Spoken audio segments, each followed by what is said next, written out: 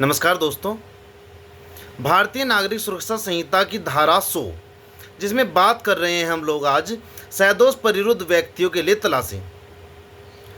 इसी धारा को मैं आपको आज बताने वाला हूं।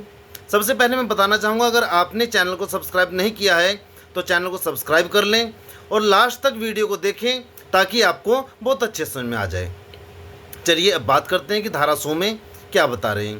देखिए, धारा 100 में बताया गया है कि यदि किसी जिला मजिस्ट्रेट, उपखंड मजिस्ट्रेट या प्रथम वर्ग मजिस्ट्रेट को यह विश्वास करने का कारण है कि कोई व्यक्ति ऐसी परिस्थितियों में परिरुद्ध है जिसमें वह परिरुद्ध अपराध की कोटि में आता है, तो वह तलाशी वारंट जारी कर सकेगा।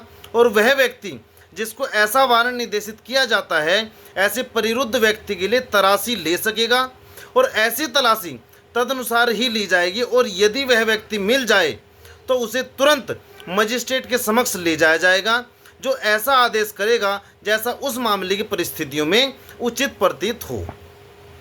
देखिए, ये धारा इतनी इम्पोर्टेंट है, इसको अब मैं आपको विस्तार से बताने वाला हूँ। देखिए, पहले ये धारा सीआरपीसी में 97 थी। इसमें बताया गया है कि इस धारा का मुख्य रूप से उद्देश्य जो है अवैध रूप से बंधक बनाए गए व्यक्ति की तलाश और उन्हें छुड़ाने से संबंधित है। यदि किसी व्यक्ति को जबरन या गैर कानूनी तरीके से कैद यानी कि रोंगफुल कन्फाइनमेंट करके रखा गया है तो यह धारा उसे तुरंत आज़ाद कराने का एक कानूनी रास्ता देती है। सुप्रीम कोर्ट के अनुसार यह धारा निचली अदालतों में बंदी प्रत्यक्षीकरण यानी कि हैबियस कॉर्पस रिट याचिका की तरह ही प्रभावी रूप से काम करती है। और हैबियस कॉर्पस आपको मैं बताना चाहूँगा भारतीय संविधान के आर्टिकल 32 में दिया जाता है। इसके कुछ इम्पोर्टेंट पॉइंट्स मैं आपको बताता हूँ। ये अधिकार है किसके पास?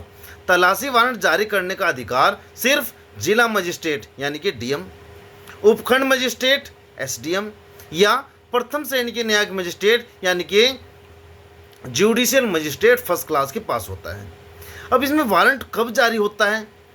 जब मजिस्ट्रेट को यह पक्का विश्वास, रीजन ऑफ बिलीव हो जाता है कि किसी व्यक्ति को ऐसी परिस्थिति में कैद किया गया है जो कानून ने एक अपराध की श्रेणी में आता है, तब ये वारंट जारी होता है।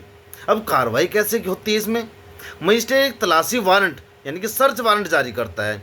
इसके बाद निर्दिष्ट पुलिस अधिकारी उस व्यक्ति जो बंधक है, उस बंधक व्यक्ति को ढूंढकर तुरंत मजिस्ट्रेट के सामने पेश करता है। व्यक्ति के मजिस्ट्रेट के सामने पेश होने के बाद मजिस्ट्रेट मामले की परिस्थितियों को देखते हुए उचित आदेश देगा, जैसे कि उसे परिजनों को सौंपना या आज़ाद करना, ऐसे मामलों को जारी करता है। इसके लिए मैं आपको एक एग्जांपल दे रहा हूँ। देखिए, मान लीजिए कोई ए नाम की महिला को उसके ससुराल वाले या अन्य व्यक्ति एक कमरे में जबरन बंद करके रखते हैं और उसे बाहर नहीं जाने देते। यह कानूनन गलत तरीके से बंधक बनाना यानी कि रोंगफुली कन्फाइनमेंट है। ऐसे में ए के माता पिता या उसका पति, अगर अन्य व्यक्ति उसे जबरन बंधक बनाए हुए तो उसका पति भी मजिस्ट्रेट के पास जाकर धारा 100 के तहत आवेदन कर सकते हैं। मजिस्ट्रेट तुरंत पुलिस को सर्च वारंट देगा। पुलिस वहाँ छापा मारकर महिला को छुड़ाएगी और कोर्ट में पेश करेगी। लेकिन यहाँ एक मेन जो बात आती है, मेन जो पॉइंट है, सहमति से जाना। यदि कोई वयस्क व्यक्ति अपनी मर्जी से किसी के साथ गया है तो वहाँ यह धारा लागू नहीं होगी। और आशा करता हूँ कि धारा 100 आपको बहुत अच्छे समझ में आ गई होगी। अगर आपके कोई सुझाव होते हैं तो उनके लिए आप मुझे कमेंट कर सकते हैं, क्योंकि आपके कमेंट से हम आगे अपनी वीडियो में और सुधार कर सकते हैं।